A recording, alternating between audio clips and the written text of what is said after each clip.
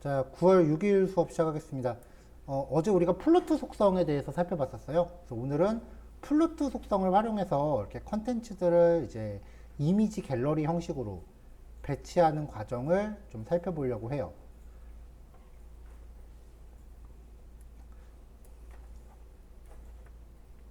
자, 전체적인 구조를 보면은 일단 요마만큼이 전체 컨테이너고요. 당연히 이만큼이 하나의 내용을 담고 있는 거겠죠. 이게 똑같은 형식으로 계속 반복이 되고 있는 거예요. 안에서는 그림을 표시하기 위한 영역과 그 다음에 내용을 표시할 영역으로 이렇게 한 번 더 나눠져 있어요. 근데 그 전에 그 전에요. 컨테이너가 있고 컨테이너 안에 있는 아이템 리스트 항목이 있고요. 그 다음에 여기 하나를 지금 온전하게 클릭할 수 있잖아요. 클릭할 수 있다라는 거는 이 영역 안에 지금 다 클릭할 수 있죠. 그렇다라는 거는 이 안에 일단 링크가 꽉 채우고 있다는 얘기입니다. 그리고 나서 그 안에 그림 영역과 내용 영역으로 나눠져 있는 거죠. 자, 그럼 여기 안쪽에 있는 초록색 박스는 일단 빼도 박도 못하고 A 태그일 수밖에 없어요. 클릭을 해야 되니까. 이걸 기준으로 생각을 해보자고요. 자, 링크 안에 들어갈 수 있는 항목은 최근에는 뭐 어떤 것이든지 다 넣을 수 있게끔 풀렸지만 원래 정석대로만 진짜 FM스럽게 하면은 A 태그 자체가 문장을 의미하는 거니까 이 안에는 스판 태그가 2개 들어가야 되는 게 맞죠. 이 스판 태그 안에는 그림이 있으니까 img가 있겠죠. 자, 그럼 이제 링크를 감싸고 있는 이 빨간색 영역에 대해서 생각을 해볼 텐데 가장 쉬운 접근은 모르겠으면 그냥 다 div 태그로 넣는 거예요. 그리고 전체 영역도 div로 넣는 거고요. div 안에 div 넣고 a 넣고 a 안에 스판 2개 넣고 이렇게 해서 요 div 단위로 계속 반복하면 됩니다. 자, 그러니까 이제 첫 번째 안은 div 안에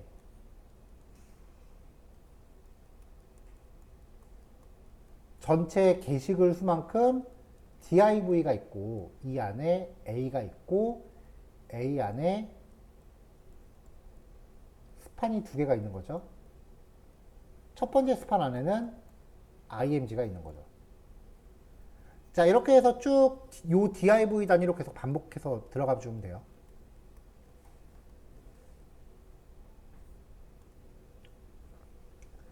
자, 두 번째 접근은 이것도 하나의 목록이잖아요. 보통은 이거 클릭하고 들어가면 이제 사진 올린 글을 보죠. 그러니까 이것도 일종의 글 목록이라고요. 그러니까 목록 정의 태그를 쓰는 것도 방법이에요. ul 태그 넣고 ul 태그 안에 li 태그로 리스트 아이템을 표현하는 거죠.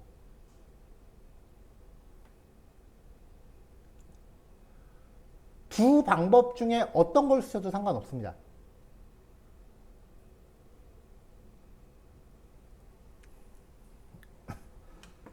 자, 그래서 이제 예제에서는요, 목록 정의 태그를 썼어요. 자, ul 태그 안에 id 갤러리라고 잡고요. 이 안에 li 태그들을 이제 표현하고 싶은 게시물 수만큼 넣은 거예요. 하나의 li 태그 안에는 다짜고짜 링크 들어가 있고요. 스판 2개 있고 첫 번째 스판에는 그림 들어 있고요.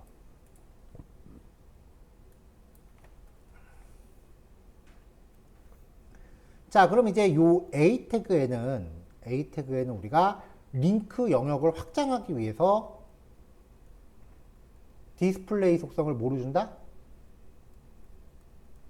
블록으로 준다. 그럼 이제 요 A 태그의 위드스 헤이트 영역만큼 클릭할 수 있는 공간이 확장되죠. 자, 이거를 무슨 하나의 공식처럼 기억하세요. 게시판 글 목록이라던가 댓글 목록이라던가 뭐 이렇게 리스트 형태로 나오는 애들 있잖아요. 목록 정의가 있고 하나의 컨텐츠가 li 단위로 표시되고 그 안에 a 태그. 이 a 태그에는 디스플레이 블록. 여기까지는 그냥 공식입니다. 목록 정의를 안 쓰고 div랑 div를 넣는 것까지는 괜찮은데 중요한 거는 하나의 글 목록을 표현하는 태그 안엔 다짜고짜 A로 시작하고요. 이 A한테 디스플레이 블록을 준다. 그리고 그 안에서는 내가 꾸미고 싶은 대로 넣으면 돼요. 전체 컨테이너, 그 다음에 게시글 하나, 그 안에는 무조건 링크.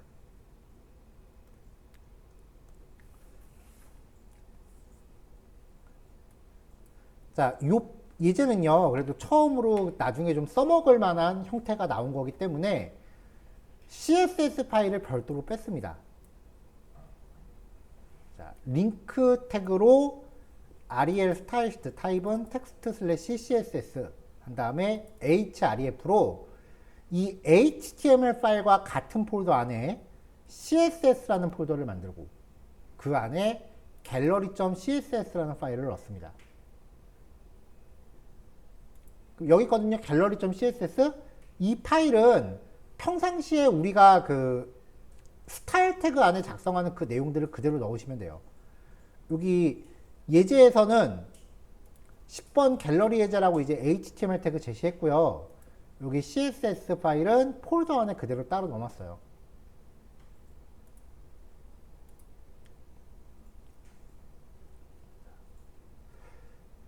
자, 그 다음에 이 예제에 사용되는 이미지들은요, 여러분들이 이제 뭔가 인터넷에서 이미지 파일을 적절히 다운받으셔서 사용하시면 될 것 같고요. 제가 아마 이 img 폴더는 배포 안 했을 거예요, 요거는. 어제도 잠깐 얘기했지만 저희 집사람 사진이라서.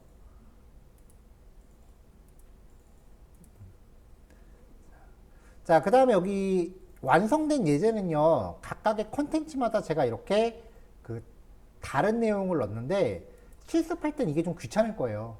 그러니까 li 단위로 하나 완성하면은 그냥 똑같은 거 여러 번 이렇게 복사해서 넣으셔도 돼요. 그러라고 여기 클래스로 다 만들어 놓은 거예요. 클래스는 동시에 여러 개 적용할 수 있잖아요. 그럼 그 똑같은 애들만 이렇게 계속 나오게 해도 상관없는 거죠.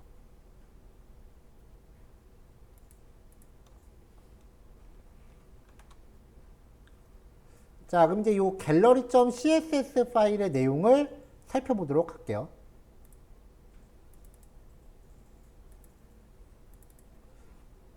자, 단위별로 하나씩 지우겠습니다.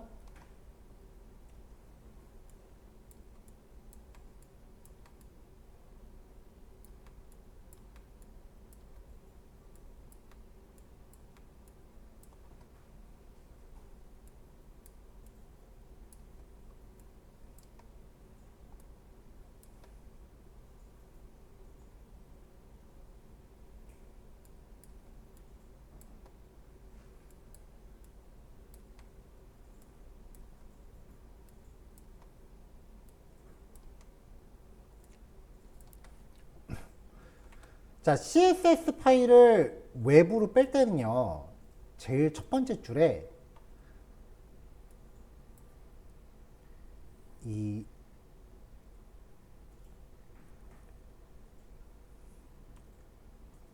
우리 HTML 헤드 안에 보면은 메타라고 해서 캐릭터 셋이라는 게 들어가 있어요.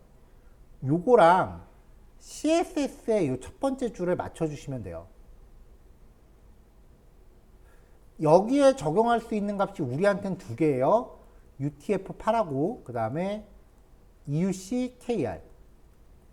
EUC-KR의 자매품은 EUC-JP, EUC-CH 등등등. 재팬, 차이나 뭐 이런 의미죠. 얘네들은 영어 플러스 1개 국어만 가능한 거고 UTF-8은 다국어 지원이 되는 거니까 UTF-8을 쓰는 게 좋다. 그렇게만 이야기를 해놨었는데요. 좀 더 기술적인 얘기를 해보면 우리가 나중에 자바스크립트를 다루면서 AJAX라고 하는 기술을 다뤄요. 그 이제 프론트엔드 개발의 꽃이라고 하는 기술인데 그 AJAX 기술이 이 문자 셋을 그 글자 형식을 UTF-8밖에 지원을 안 해요. 그러니까 현재는 선택지가 다른 걸 고르고 싶어도 이거밖에 없어요. 자, 눈 뜹시다, 눈. 자, 그리고 CSS 파일의 첫 번째 줄에 UTF-8이라고 적혀 있는 거, 요 첫 번째 라인은 귀찮으면 안 넣어도 됩니다. 이건 안 넣어도 상관이 없어요. 왜냐면은 어차피 기본값이 다 UTF-8이기 때문에 그래요. CSS 파일은 주석을 이렇게 표기하죠. HTML하고 좀 달라요. 이 안에서는 내가 줄 바꾸고 싶은 대로 바꿔도 되니까 이렇게 해놓고 요 사이에 그럼 주석의 영역이 여기부터 여기까지인 거잖아요. 요 사이에 빼기 기호를 엄청 넣습니다. 이렇게 하면은 소스 코드의 영역을 이렇게 나눠 놓을 수가 있거든요. 이런 식으로. 이거는 하나의 코드 작성 팁이에요.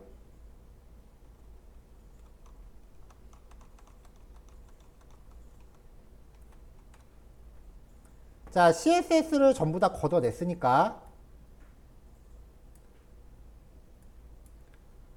이제 브라우저에는 원초적인 형태로 나올 겁니다. 전체적으로 목록 정의 태그였죠?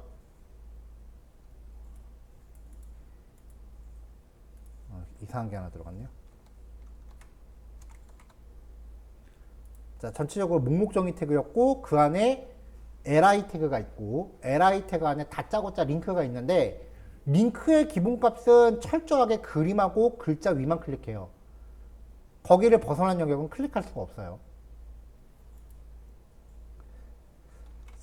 자, 모든 태그한테 마진하고 패딩 0. 모든 태그가 갖고 있는 기본 여백을 없앴고 글자 까만색, 글자 크기 12픽셀. 그러면 여백이 싹 다 없어지니까 전부 다 따닥따닥 붙을 겁니다. 자, A 태그의 텍스트 데코레이션, 밑줄 속성이죠? 밑줄을 뺍니다. UL이나 OL 태그, 이미 여백을 제거하는 과정에서 앞에 붙은 땡땡이들이 다 사라졌어요. 근데 이거 나중에 코딩하다 보면 다시 나올 수도 있거든요. 그래서 리스트 스타일 논이라고 해서 땡땡이를 다 없앴어요. 자, 그 다음에 샵 갤러리. 전체적인 UL 태그입니다. 이 UL 태그의 넓이를 640으로 주고 마진 오토라고 주면은 마진 오토는 상하단에 대해서는 작용 안 한다 그랬죠. 좌우로만 작용하는데 오토가 좌우로 들어가면은 가운데 정렬 효과라고 했습니다. 그러니까 640짜리 박스가 가운데 오는 거죠. 자, 가운데 이렇게 오게 되는 거죠. 영역을 확인하고 싶으면 중간중간에 백그라운드 컬러를 이렇게 줘가면서 영역이 어디까지 있는 거구나라고 확인하면서 지나가시라고 했어요. 확인되면 이제 빼면 되고요.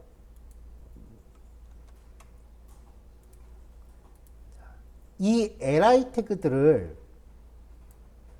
플루트를 쓸 거예요. 그래서 요 갤러리 태그, 샵 갤러리, 이 갤러리에 대해서 애프터, 그러면은 종료 태그 직전이 되겠죠. 여기가 애프터예요. 여기다가 이제 플루트 속성을 오프시키는 코드를 미리 넣어놨습니다. 왜냐면은 li 태그들이 가로로 배열되려면 플루트를 써야 되거든요. 자, li 태그 하나당 넓이를 25%. 한 줄에 4개씩 놓겠다는 거예요. 자, 그러면 글자들이 이렇게 찌그러졌는데 찌그러든 이유가 지금 요 제가 마우스 올렸을 때 파란색 영역이 UL 태그예요. 이 안에서 li 태그가 하나당 넓이가 25%가 됐어요. 지금 파란색 영역이 li 태그 하나예요. 그러니까 공간이 좁으니까 글자들은 찌그러들 수밖에 없는 거죠. 그 다음에 li 태그한테 플루트 레프트. 그럼 얘네가 전부 플루트 처리되는 거죠. 그러면 이렇게 쭉 나열야 됩니다. 근데 우리가 생각했던 것처럼 그렇게 가지런히 놓이진 않아요. 왜냐? 첫 번째 박스의 영역은요, 요만큼 있고 글자까지 요만큼이에요. 그렇죠? 두 번째 박스의 영역은 글자까지 보면은 요만큼. 세 번째 박스도 이만큼. 네 번째 박스도 이만큼. 그러면 그 다음 박스는 여기가 아니죠. 여기가 공간이 남았잖아요. 여기부터 채우는 거죠. 그러니까 이제 플로트를 사용해서 얘네들을 가지런히 배치하려면 항목들의 높이가 일정해야 돼요. 그래서 여기 남는 공간이 발생하지 않아야 돼요. 그러려면은 요 텍스트가 표시되는 공간이 높이가 똑같아야 됩니다.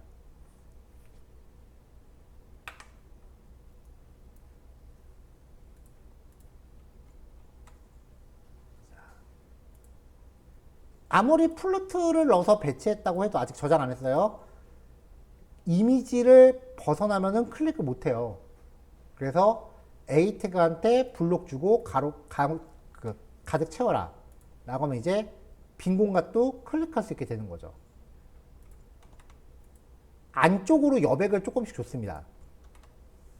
여백이 생기니까 이제 사이사이가 좀 벌어지죠. 요 안에 스판 태그가 두 개 있었는데 둘 다 블록, 문단으로 구성하니까 그림이랑 글자가 이제 두 줄로 나올 거고 위드스 오토, 가운데 가득 채워라. 지금 이 상태고요. 그 안에 있는 이미지, 넓이 100%.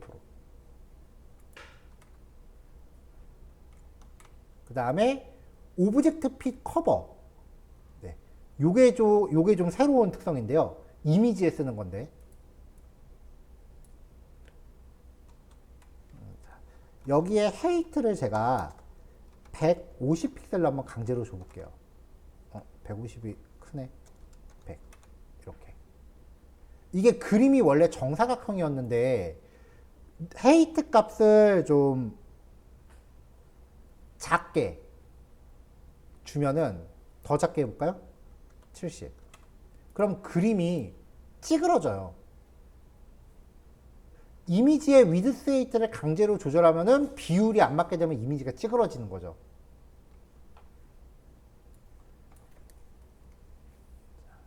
자, 이미지가 원래 정사각형으로 생긴 거였는데 위드스 헤이트를 강제로 조절함으로 인해서 이렇게 직사각형 형태로 찌그러든 겁니다. 여기서 오브젝트 핏 속성을 주면은 오브젝트 핏을 커버라고 줄 수가 있고요.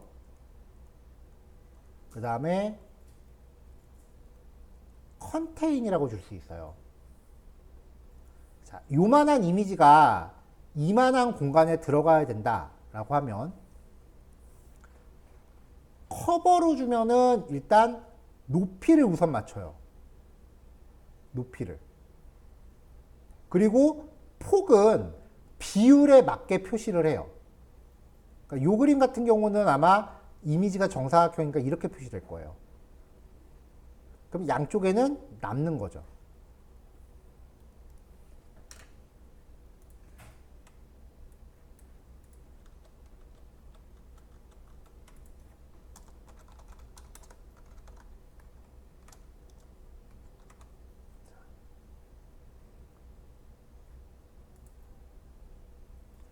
잘못 말했네요. 커버는 그 폭을 먼저 맞춥니다. 그 다음에 컨테인이라고 주면은 높이를 먼저 맞추고 넓이를 비율에 맞게 해요.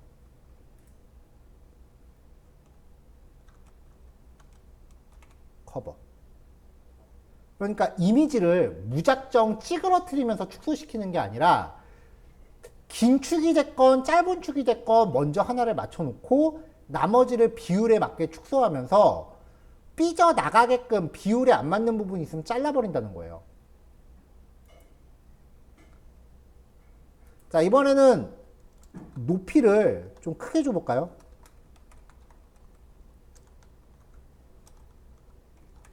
네, 높이가 이렇게 크게 들어갔어요. 이미지가 아래로 쭉 늘어난 거예요. 여기에 오브젝트 핏을 커버라고 주면은 양쪽 옆을 잘라버리고 그 다음에 그림 자체는 비율에 맞게 넣었죠. 그러니까 오브젝트 핏 속성을 사용하면은 그림의 원본 크기와 표시하고자 하는 영역의 비율이 서로 달라도 적절히 비율에 맞게 표시하고 자를 부분을 알아서 자른다는 거예요.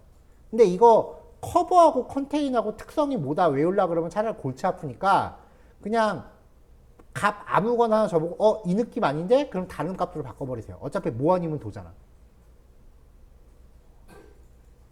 대체로 커버를 주면은 잘 먹어요. 대부분의 경우는.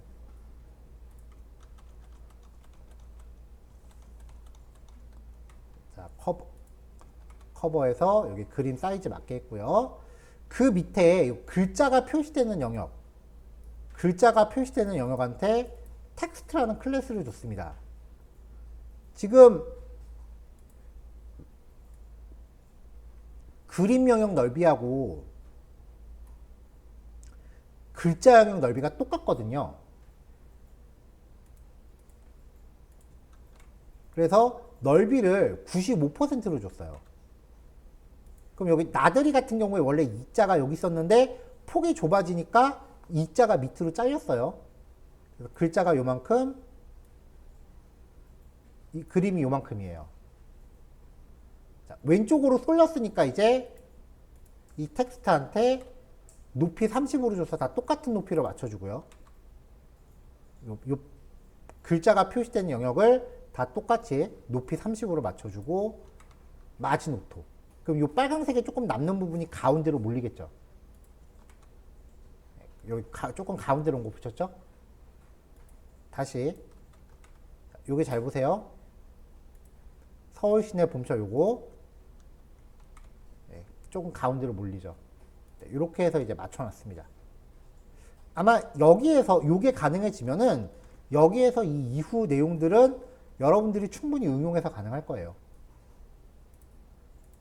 자, 일단 요거 시간 제가 20분 드릴게요. 지금 40분이니까요. 20분간 실습 진행하시고 10분 쉬었다가 8시 10분에 봅시다. 생각보다 시간 좀 걸릴 겁니다.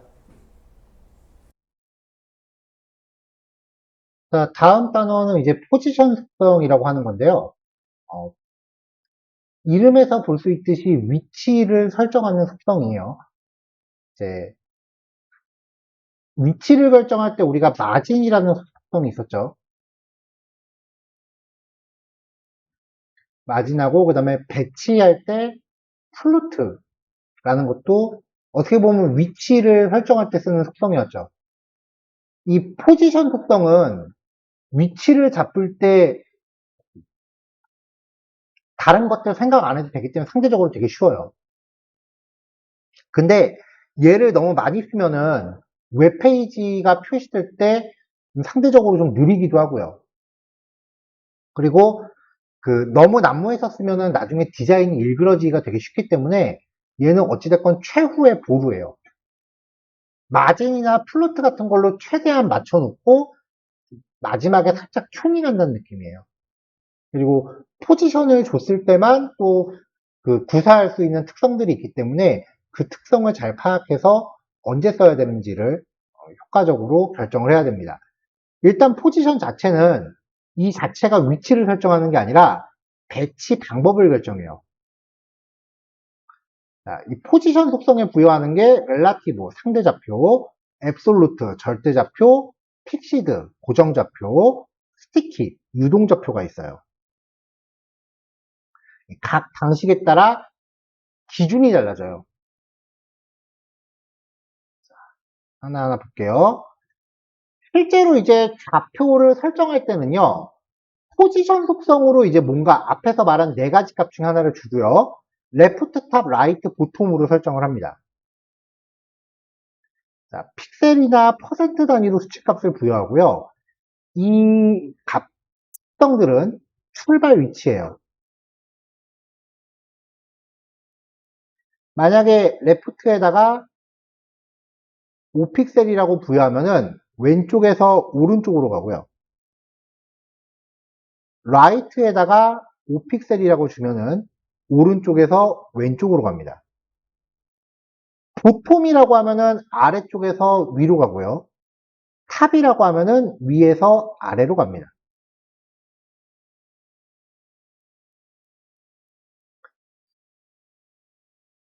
위치에 관련된 속성들이니까 이 네 가지 속성은 전부 마이너스 값을 줄 수 있고요. 마이너스 값을 주면 반대로 움직입니다. 자, 첫 번째 렐라티브부터 볼게요. 자, 얘는요, 요소를 원래 위치를 기준으로 좌표가 설정돼요. 주변 요소들은 해당 요소가 이동했다는 사실을 몰라요. 요 두 가지 내용이 무슨 말인지 살펴볼게요.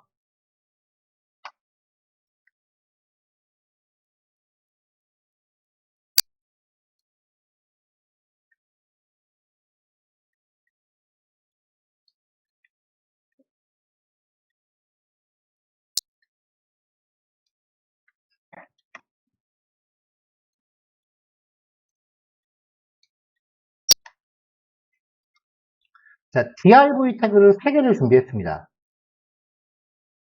자, 일단 모든 태그의 여백 없앴고요. div 태그의 크기는 100픽셀에 100픽셀로 놨고 배경 색깔 각각 다르게 부여했어요.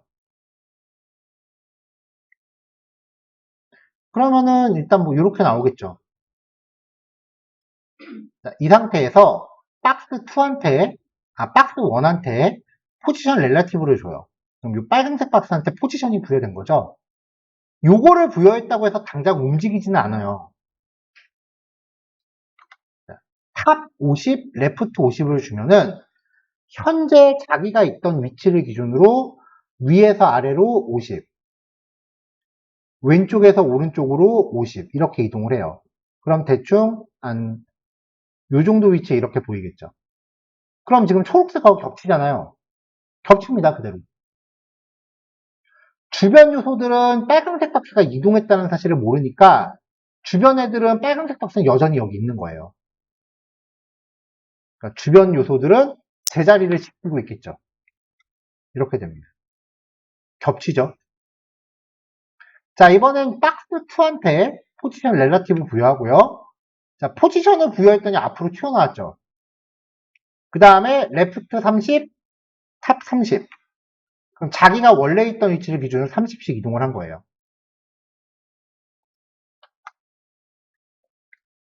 자, 이 div 태그 3개가 맨 처음에 코딩됐던 상태를 이 웹브라우저를 입체적으로 생각하세요. 옆으로 눕혔다고 생각을 해볼게요. 맨 처음에 이렇게 있었잖아요. 이거를 옆으로 눕혀요. 이렇게 있는 거죠, div가. 우리는 이 방향으로 바라보고 있던 거예요. 이 상태에서 처음에 첫 번째 박스한테 포지션을 줬죠. 포지션을 주면은 이 첫 번째 박스가요. 주변 애들보다 위에 붕 떠 있게 돼요. 그러니까 이동하면은 다른 애들을 가리는 거예요. 그 다음에 얘한테도 포지션 주죠, 두 번째를. 그러면 얘도 붕 떠요, 이렇게. 근데 HTML 태그의 순서상으로 얘가 위에 거보다 나중에 코딩됐을 거 아니에요? 그럼 나중에 코딩된 게 먼저 코딩된 거를 덮어요.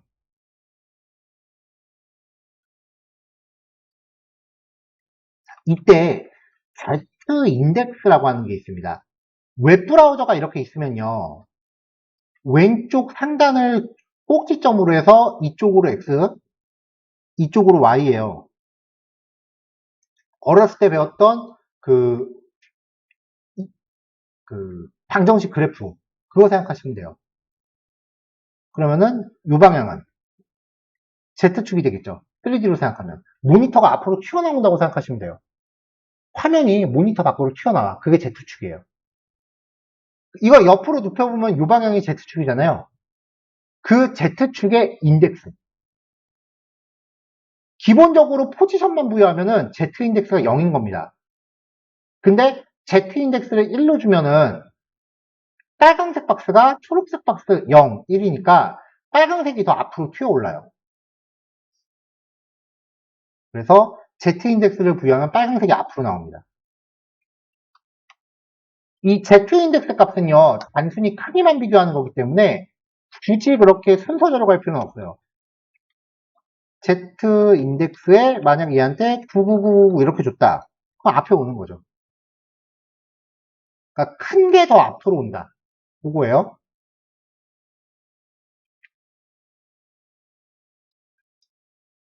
자, 다음 특성 봅시다. 앱솔루트. 얘는요, 브라우저의 끝을 기준으로 좌표가 설정돼요. 원래 지가 어디 있었건 상관없이 항상 브라우저의 창끝을 기준으로 좌표를 잡아요. 그 다음에 주변 요소들은 앱솔루트가 부여된 애가 존재했다는 사실을 모르기 때문에 이 요소의 원래 위치를 메꾸기 위해서 위치를 이동해요. 자, 요 마지막 줄은 조금 이따가 볼게요.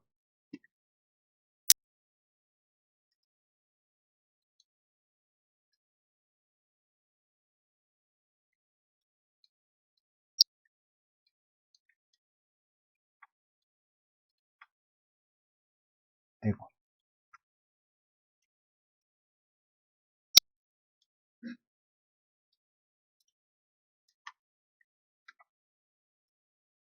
자, 아까랑 똑같이 기본 상태를 놨어요. 자, 박스 1한테 포지션 앱솔루트를 줬을 때 어떻게 움직이는지 볼게요. 초록색이 없어졌죠? 자, 이 초록색, 이 빨간색 박스한테 제가 마진 레프트를 한 50픽셀 정도 줄게요. 그러면은 빨간색 박스가 50만큼 밀릴 거 아니에요. 벽을 밀어대니까. 그러면 그 뒤에 숨겨져 있던 초록색이 나와요. 그러니까 이제 포지션 앱솔루트를 주게 되면 다시 옆으로 눕혔을 때를 생각해 봅시다. 처음에 이렇게 박스 1, 2, 3가 있었거든요.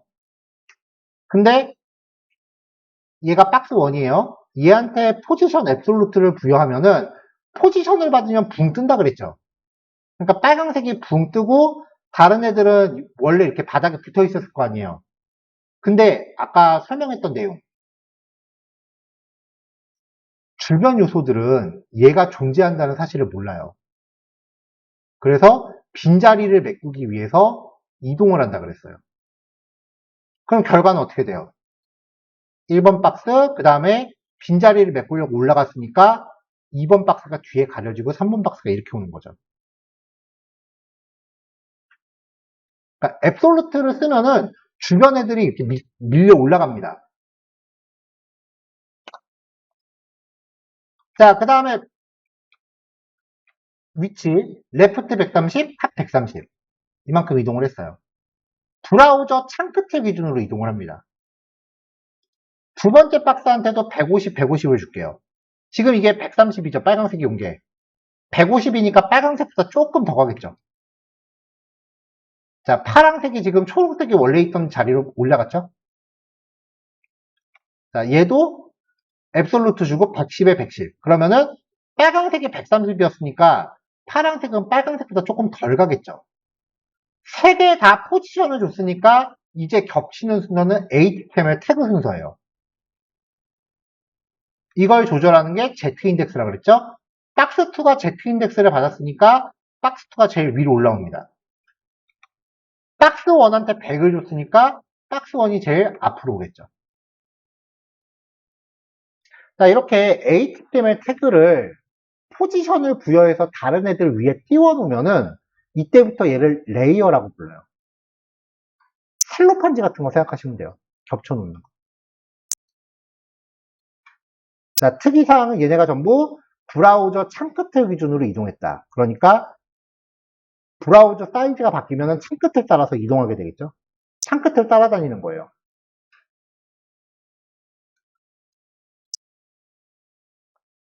자, 레프트하고 탑이니까 브라우저 창의 왼쪽을 기준으로 움직이고 위를 기준으로 움직이는 거예요. 레프트를 라이트라고 바꾸면 오른쪽에서 왼쪽으로 130 오는 거죠. 자, 근데 여기서 보통을 주면 아래서 위로 130일 거 아니에요? 아래서 위로 130. 그러니까 레프트, 라이트, 탑, 보통은 출발 위치를 지정하는 겁니다.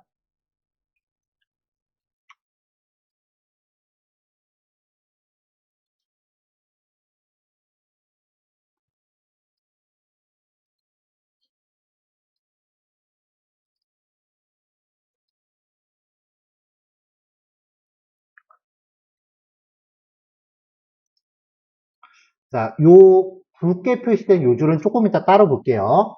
픽시드. 기본적으로 앱솔루트랑 특성이 똑같아요. 근데 앱솔루트는 스크롤이 움직이면 박스가 같이 따라 올라가요. 픽시드는 스크롤이 움직여도 그 자리에 계속 떠 있어요.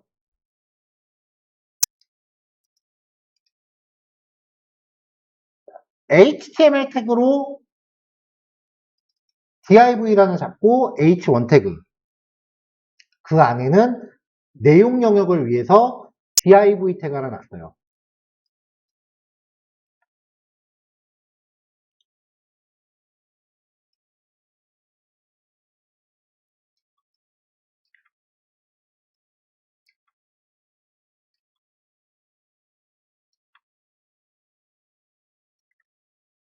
자, 코드 볼게요. 자, 이렇게 돼 있는 건데 일단 전체 여백을 없앴습니다. 그럼 요 사이사이 공간이 다 없어지겠죠? 그 다음에 샵 타이틀 바한테 넓이 100%, 높이 40에 배경 색깔 까만색. 까만색 배경에 까만색 글씨니까 안 보이는 거예요. 글씨 있어요. 자, 그 안에 H1 태그는 폰트 1.22em. 그 다음에 라인에이트 40픽셀. 자, 박스의 높이와 라인에이트가 일치하면은 한 줄일 때 세로 중앙에 오는 효과가 있다 그랬죠? 그리고 글자 가운데 정렬. 이렇게 만들었고요. 밑에 내용 영역은 높이를 9960으로 줬습니다. 회색으로 줬고요. 그러니까 이 내용 영역이 지금 높이가 되게 큰 거니까 스크롤이 되겠죠. 자, 여기서 타이틀 바한테 포지션 픽시드 그리고 레프트 탑, 레프트와 탑을 전부 0으로 줘요. 그러면 창 끝에 바짝 붙어 있으는 소리 아니에요. 그리고 픽시드를 줬으니까 얘는 붙어 있겠죠. 자, 내용 영역 어디 갔어? 자, 아까 제가 뭐라 그랬냐면은 픽시드는 기본적으로 앱솔루트랑 특성이 같다 그랬죠. 자, 얘도 옆으로 눕혀봅시다. 타이틀 바가 있었고요. 그 밑에 컨텐트가 이만큼 있었어요. 근데 얘가 포지션 필드를 부여했으니까 주변에 떴을 거 아니에요, 이렇게. 타이틀 바가. 그럼 밑에 있는 애는, 그 다음에 있던 애는 어떻게 해요? 빈자리를 메꾸려고 이렇게 끌려 올라가죠. 그러니까 여기에 나와 있다 아까 내용 영역이라는 글자는 여기 있는 거예요, 지금. 자, 증명해 봅시다. 얘한테 레프트를 한 30 정도 줘볼게요. 그럼 왼쪽에서 오른쪽으로 30 이동하겠죠? 그럼 지금 가려져 있는 글자가 보일 거예요. 그쵸? 글자 보이죠?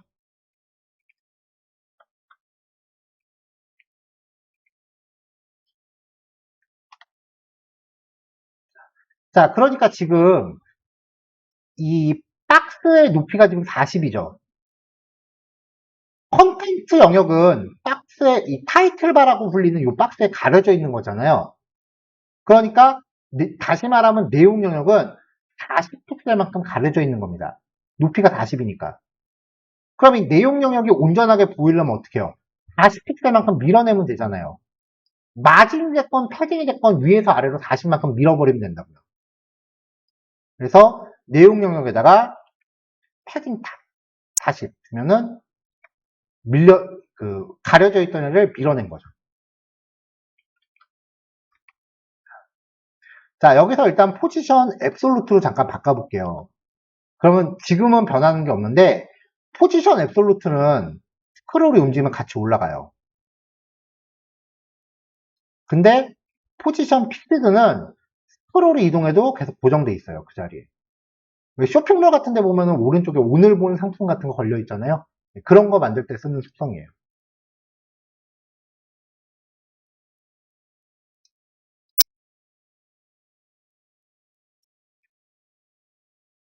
자, 이제 아까 굵은 글자는 따로 볼게요 라고 했던 그 부분에 대해서 설명을 하겠습니다.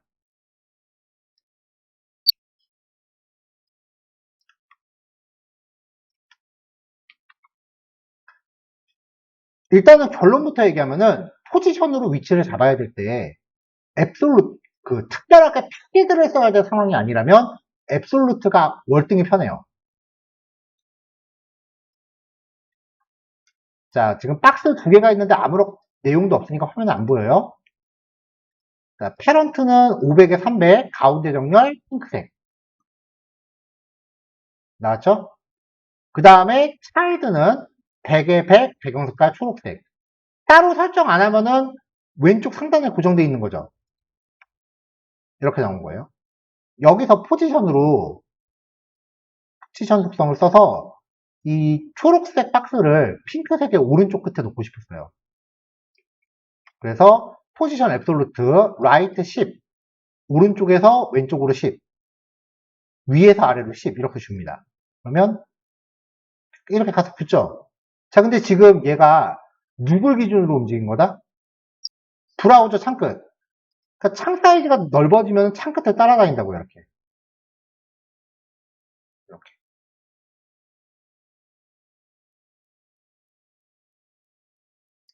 이럴 때 패런트한테 포지션 속성을 줍니다. 앱솔루트를 주면은 밑에 만약에 이 핑크 박스 밑에 뭔가 있었다. 근데 이 핑크 박스한테 포지션 앱솔루트를 주면은 밑에 있던 애가 뒤로 가려져 버리죠. 주변에 아무런 영향을 안 줄 거면 포지션 렐러티브가 답이에요. 자, 포지션 앱솔루트는 평상시에는 HTML 계층 구조 같은 거 다 신경 안 쓰고 무조건 창끝을 기준으로 좌표를 잡는데 부모 태그가 포지션 속성을 가져가면 그때부터는 부모를 기준으로 좌표를 잡아요. 그러니까 포지션 렐라티브를 줬기 때문에 이 차일드는 부모 박스의 오른쪽에서 10, 부모의 위에서 아래로 10이 되는 거죠. 포지션 앱솔루트를 주면 자, 핑크 박스 밑에 제가 내용을 하나 적어볼게요.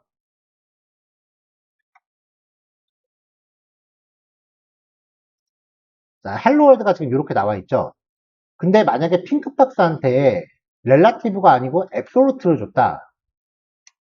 그러면 여전히 이 초록색 박스는 뭐가 됐건 부모가 포지션을 갖기만 하면 되거든요. 그러니까 초록 박스는 여전히 부모를 기준으로 위치를 잡아요. 하지만 아까 제가 핑크 박스 밑에 헬로에도 넣어놨죠.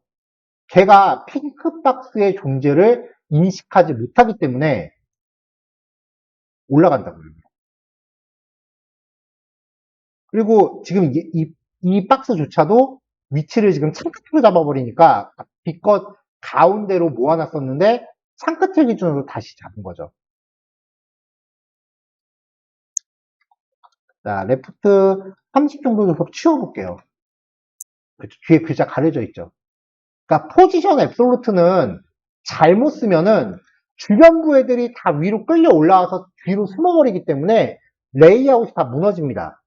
그러니까 포지션 앱솔루트로 좌표를 잡을 때는 반드시 부모한테 포지션 속성이 렐라티브로 부여해서 좌표를 부모 기준으로 설정하죠.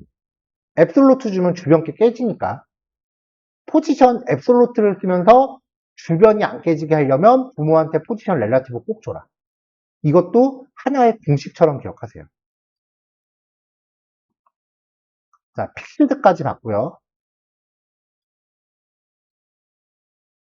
자, 요 단원에서 이제 예제가 몇 개 남았냐? 5번, 6번 남았죠? 요번 교시에 요거까지 하시고요. 다음 교시는 9시에 시작할게요. 코드 간단하니까. 요 정도는 금방 하죠?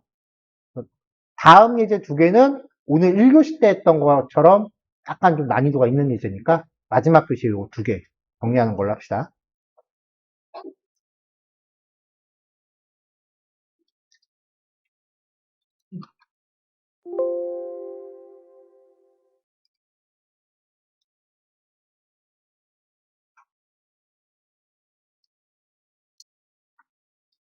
자, 요번에 이제 포지션 속성을 활용한 예제입니다. 이런 형태의 UI를 만드는 방법이 꼭 한 가지만 있는 건 아니에요. 요거는 이제 CSS는 어디까지나 디자인적인 영역이기 때문에 사실 코드의 내용은 별 큰 상관이 없어요. 그냥 최종 결과물 봤을 때 이쁘다 안 이쁘다가 장땡이에요. 자, 일단은 전체적으로 리스트죠. 목록이잖아요. 아까 하셨던 그 갤러리 예제의 약간 응용판이라고 보시면 되는데 전체적으로 목록 정의 태그로 전체 틀을 잡았어요. 그럼 이 안에 들어가는 이 항목 하나는 당연히 li 태그겠죠? 목록 정의를 사용하면 li 태그 안에는 무조건 링크 걸고 시작하는 거라 그랬죠. 자, 그 안에서 이미지가 들어가기 위한 영역과 컨텐트가 들어가기 위한 영역을 나눴습니다. 영역을 나누기 시작하면 일단 한 방향으로 다 나눠 놓고 시작하는 거라 그랬죠. 그러니까 이미지를 때문에 왼쪽을 덜어냈으니까 오른쪽 영역을 잡은 거고, 그럼 이제 오른쪽 영역 안에서 제목을 위한 영역과 컨텐츠를 위한 영역이 또 들어가겠죠. 자, 이걸 다시 한번 확인해 보면 전체적으로 목록 정의 태그가 이렇게 있고요. 그 다음에 여기 안에 빨간색으로 지금 표시해 놨어요. li 태그가 이렇게 있고, 이 li 태그 안에 다짜고짜 링크 들어간다 그랬죠? 자, 그 다음에 영역을 좌우로 나누기 위해서 검은색으로 스판과 스판. 이게 지금 이미지 영역, 컨텐츠 영역. 컨텐츠 영역 안에서는 또 세로로 나눠야 되니까 이걸 나누기 위해서 스판과 스판. 다시 한번 말하지만 이 스판 태그 대신에 div 써도 되고요. 요즘은 거의 div 쓰는 게 트렌드예요. 근데 굳이 a 태그 안에 스판을 고집하는 거는 그냥 제가 옛날 사람이라 그래요. 자, 요 예제도요. CSS 폴더 안에 썸브 리스트 .css라는 파일을 만들어 놨는데 보통 이렇게 그 목록 같은 거에 보여지는 이미지는 실제 클릭해서 콘텐츠를 열람하러 들어갔을 때 나오는 원본보다는 작잖아요. 여러분들이 핸드폰으로 사진 찍어서 어딘가에 업로드를 하면 휴대폰으로 사진 찍으면 요즘 그 이미지 크기 되게 크거든요. 근데 그거를 업로드 받는 백엔드 시스템에서는 그 원본을 그대로 다 노출하면 용량이 너무 크니까 조그만한 축소판 이미지라는 생성을 해요. 그럼 백엔드가 하는 거예요. 그렇게 생성되는 축소판 이미지를 썸네일이라고 해요. 그래서 썸네일 이미지를 이렇게 쓰거든요. 그래서 대부분 줄여서 이 정도만 표기를 합니다.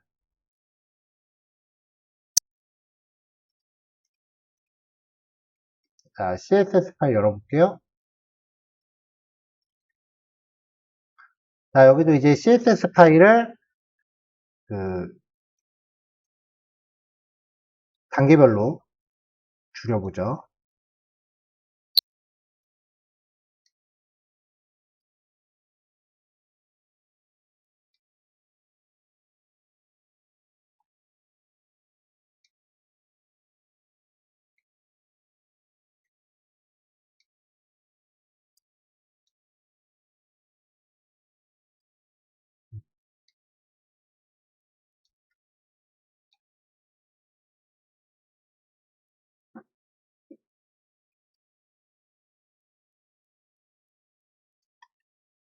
자, CSS를 다 걷어냈습니다. 그러면 이렇게 나옵니다. 목록 정의 태그죠. 안에서 스판 태그를 얼마나 많이 쓴 건가는 얘네들은 다 문장이니까 결국 한 줄로 이렇게 다 나온다는 거죠. 자, 전체 여백 없애고 HTML 바디 사이즈 100% 잡아주고 목록 정의 태그에 리스트 스타일 돈 땡땡이 없애라 라고 한 거죠. 그럼 이 과정들이 전부 이 기본적인 여백을 다 없애는 과정이에요. 바짝 붙죠.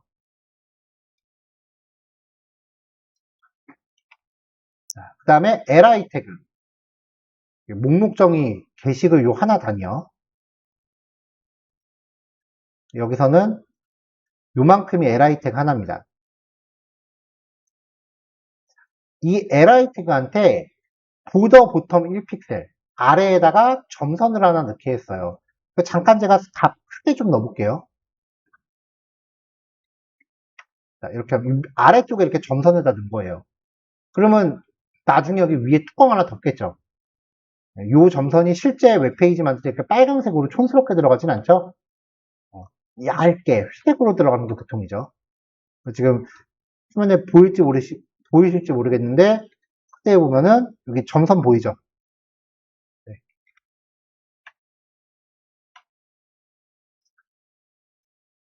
자, 보통 이렇게 아래쪽에 선을 이렇게 쭉 그면은 둘 중에 하나예요. 위에 뚜껑을 덮던가 아니면 맨 아래를 뚫던가. 그래서 어쨌건 그 대칭이 맞아야 되잖아요. 이번에는 라스트 차일드 마지막 항목에 대해서 테두리 두께를 0으로 해갖고 맨 끝에 있는 점선을 없애버렸어요. 자, 그 다음에 이제 요 안에 A 태그가 하나 들어가 있었죠? 자, 지금은 글자랑 그림 말고는 텍스트 클릭이 빈 영역 클릭이 안 되는데, 디스플레이 블록을 주고 사이즈 잡아주면은 이제 다 클릭이 됩니다. 온전하게. 안쪽으로 여백을 좀 줘서 여기 여백 좀 잡아줬고요. 5픽셀씩. 링크의 밑줄 뺐어요. 글자 색깔 까만색으로 줬고. 자, 그 다음에 썸브. 그림이 들어있는 스판 태그예요. 자, 그림이 들어가는 스판 태그 영역을 가로 80, 세로 80, 디스플레이 블록. 지금은 그림도 스판 태그 안에 있고 텍스트도 스판 태그 안에 있으니까 한 줄로 들어가고 있어요. 여기서 그림이 들어있는 스판 태그한테 디스플레이 블록을 주면 얘 혼자 문단이 되니까 텍스트는 밑으로 내려올 거예요. 이렇게 밑으로 내려오죠. 이 상태에서 이제 그림이 들어있는 스판 태그 영역을 80에 80으로 잡습니다. 대충 80에 80이면은 사이즈가 요만하거든요. 그럼 그림은 자기 부모를 삐져나가게 돼요. 왜냐하면 그림 사이즈가 훨씬 크니까. 그 결과 삐져나가고 그림은 삐져나가고 글씨는 스판 태그 영역만큼만 이렇게 잡혀 있는 거죠. 자, 이거는 이제 그림이 너무 커서 발생한 현상이니까 그림의 사이즈를 가로, 세로 100%로 줍니다. 그럼 자기가 포함되어 있는 부모를 기준으로 100%니까 결국은 이 사이즈가 되는 거죠.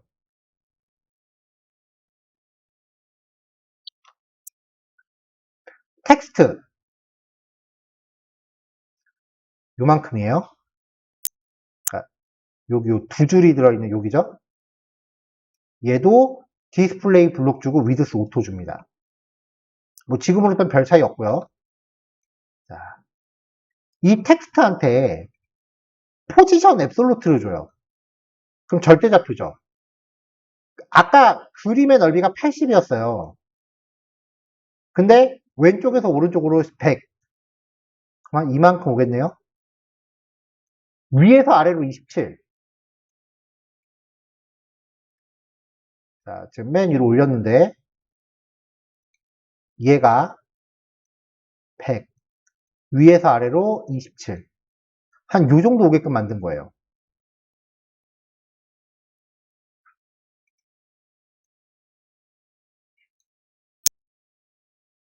자, 나머지 태그를 잠깐 잘라낼게요. 자, 하나만 남겼습니다. 자, 그러면 한 요 정도 오게 한 거예요. 맞잖아요. 그쵸? 근데 게시글들이 많아지면 다시 원상복구. 얘 하나만 놓으면은 여기서 이만큼 오고 요만큼 와서 좌표를 여기로 잡아라가 되는데 문제는 얘도 기준을 이렇게 잡는다는 거죠. 얘도 기준을 그렇게 잡는다는 거죠. 그러니까 글자들이 전부 한 군데 몰려요. 왜냐면 지금은 이 텍스트라고 하는 얘네가 전부 웹브라우저 창끝을 기준으로 위치를 잡으니까. 이때 이 텍스트가 포함되어 있는 부모한테 포지션 렐러티브를 주면은 얘네가 자기가 포함되어 있는 링크잖아요. 각각의 링크를 기준으로 기준점을 옮긴다는 거예요. 그래서 A 태그한테 포지션 렐러티브 주면은 애들이 다 제자리 찾아가죠. 자, 이제 마지막으로 타이틀하고 DSC. 자, 스판의 디스플레이 블록, 점 텍스트 안에 스판 태그, 한테 디스플레이 블록 줬으니까 얘네 두 개가 각각 문단화 될 거고요. 문단으로 구성이 될 거. 줄바꿈이 됐죠? 줄바꿈 처리 넣었는데 사실 지금 여기서는 줄바꿈을 먹지는 않아요. 말줄이 먹진 않아요. 그 다음에 제목 영역은 글자 좀 굵게, 내용 영역은 글자 크기 좀 작게, 한 줄 높이 150. 한 줄의 높이가 150이 되면은 순간의 간격이 좀 벌어지겠죠. 자, 이렇게 해서 모양을 잡았습니다.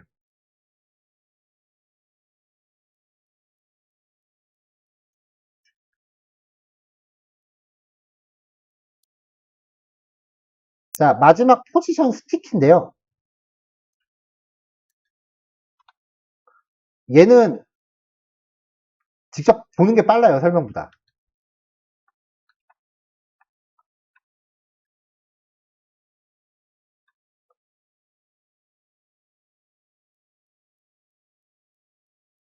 자, 상단 영역, 메뉴바 영역, 그리고 컨텐트 밑에 내용 영역을 이렇게 쭉 넣어놨어요.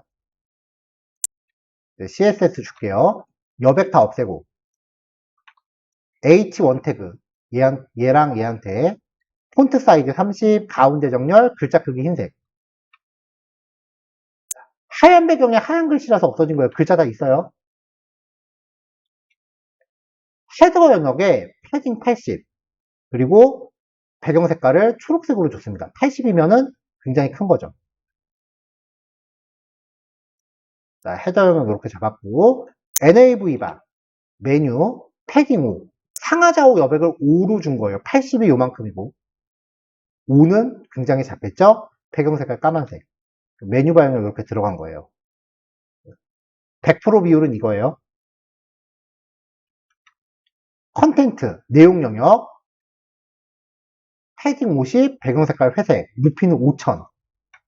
일단 스크롤을 되게 많이 하게 만든 거죠. 여기서 NAV 바한테 포지션을 픽드로 주고 탑 0, 레프트 0 이렇게 주면 사이즈 잡아줘야겠네요. 윈드스 100% 이렇게 주면 얘는 스크롤 고정이죠. 그러니까 스크롤을 이동해도 계속 떠 있는 거예요. 그냥 무조건 떠 있는 거예요.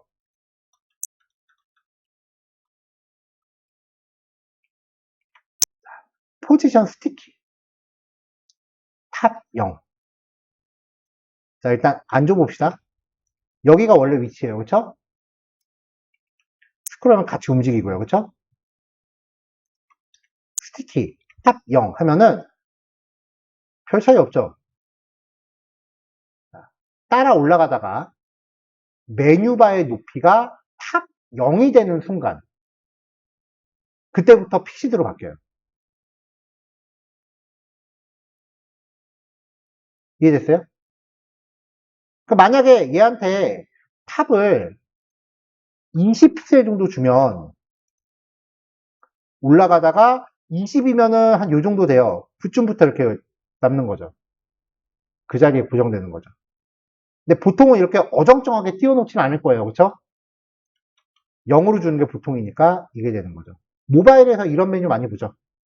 이게 몇 년 전까지, 한 2, 3년 전까지만 해도 자바스크립트로 되게 힘들게 구현해야 되는 특성이었는데 이게 어느 틈인가 CSS에 들어와서 그냥 꿀랑 코드 이거 두 개면 되게 바뀌었어요.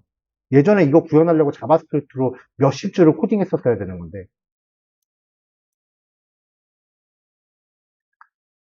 여기까지가 해서 포지션 속성에 대해서 모두 정리했습니다.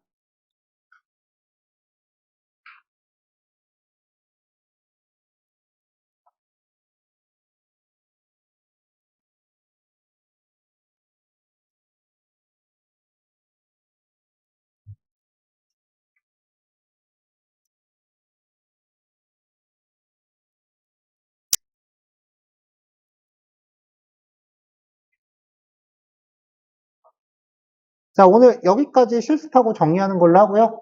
네, 다음 시간에 백그라운드, 배경 이미지 처리하는 기법, 그리고 그 밖에 다른 효과들을 볼게요. 자, 실습 다 되신 분들은 네, 각자 그 적당한 시간을 정리하시면 되고요.